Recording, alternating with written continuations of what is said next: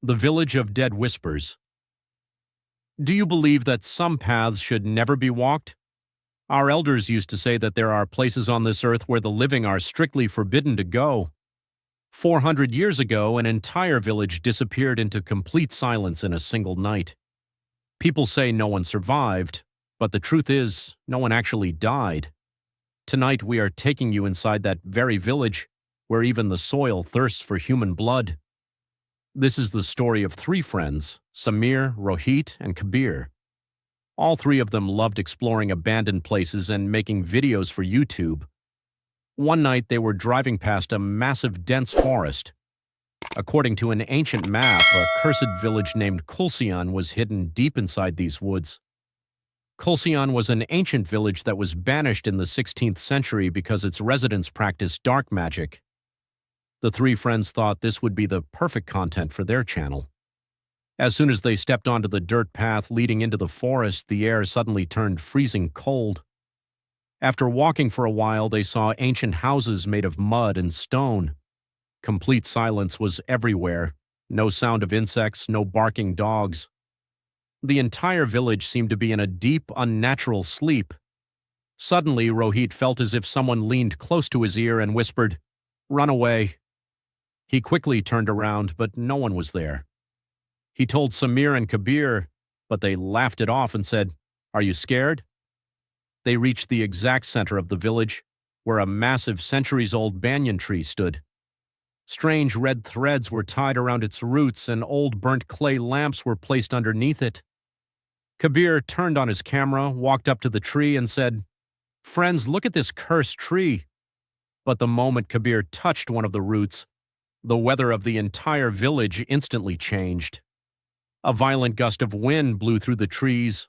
All the red threads tied to the banyan tree began to untie themselves and float in the air. Suddenly, a sound echoed that froze their blood. From the broken doors of the abandoned houses, old men, children, and women began to step out. But they were not human. Their bodies were covered in 400-year-old tattered clothes. Their flesh was completely dried up, and they had pitch-black empty sockets instead of eyes.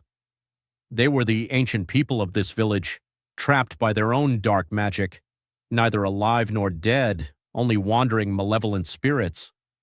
Sameer and Rohit screamed in terror, "Kabir, run!" But Kabir was completely frozen to the spot. He watched in horror as the corpses did not walk, but floated slightly above the ground, gliding directly toward them. An ancient old woman with long wood-like dried claws floated right up to Kabir. She grabbed his face with both hands. Kabir's body began to shiver violently from the intense cold. The woman opened her mouth, and thousands of black insects poured out, crawling all over Kabir's body. Kabir's final, agonizing scream echoed through the forest. Sameer and Rohit did not make the mistake of looking back. They ran through the forest with all their might and somehow escaped the village alive. The next morning, they returned to the forest with the police.